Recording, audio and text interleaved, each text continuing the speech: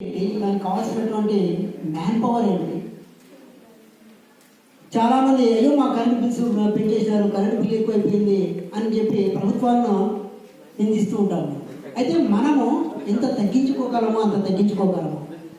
మా ఇంట్లో అయితే ఇది మేము ముందు నుంచి కూడా చాలా అంటే ఎంత అవసరం మేరకు మాత్రం వాడుతున్నాం విషయంలో. మా ఇంట్లో కూడా మా బంధువుల్లో కూడా నేను ఈ అవగాహన కల్పించాను. మనకేదో ఉచితంగా వస్తుంది కదా అని చెప్పి స్కూల్లో కూడా మీకు ఫ్యాన్లు తిరుగుతుంటాయి, లైట్లు ఆన్లో ఉంటాయి, వాళ్ళు వెళ్ళిపోయింటారు. మీరు చేయాల్సిన పని ఒకటే పోయి ఆఫ్ చేయడం. తర్వాత ఏసీలు రిఫ్రిజిరేటర్లు ఇష్టం వచ్చినట్టు వాడుతున్నాం, అవునా?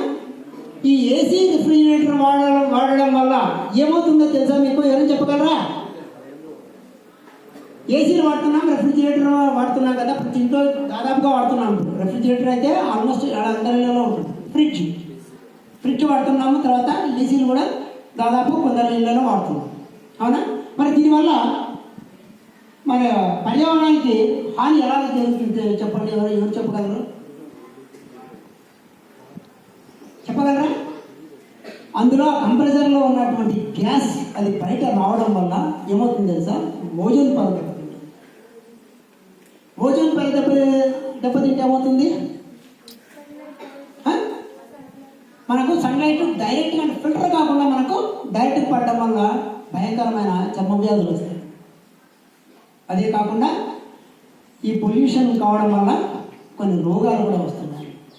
కాబట్టి మీరు ఏసీ కానీ ఏదైనా వాడద్దని నేను చెప్పట్లేదు, వాడండి.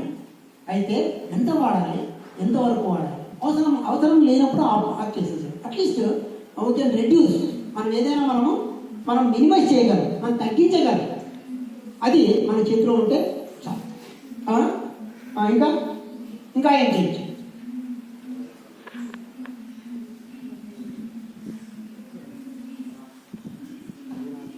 సార్ టైంకి ఒక 5 minutes తీసుకోవచ్చా? మరి ఇంత అవగాహన ఉండి కూడా మనం తప్పు చేస్తే రేపు పొద్దున్న మనం ఏమవుతామా?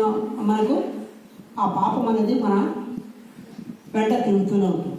ఈ రోజు నుంచి కూడా ఇంతవరకు మీకు అవగాహన లేకపోవచ్చు. ఈరోజు మీకు ఈ పర్యావరణ పైన అవగాహన అనేది కలిగింది కదా. మరి ఈ రోజు నుంచి మీరు ఏం చేయగలరు? కనీసం తగ్గించగలరు కదా, రెడ్యూస్ చేయగలరు కదా. మరి చేస్తారా? ఒకసారి గట్టిగా చెప్పండి. ఒక చిన్న ఇన్ఫర్మేషన్, ఒక వీడియో వినిపిస్తాను మీకు. అది వీడియో కనిపించదు కాబట్టి వినిపిస్తాను మీకు. బాబు ఇస్రామన్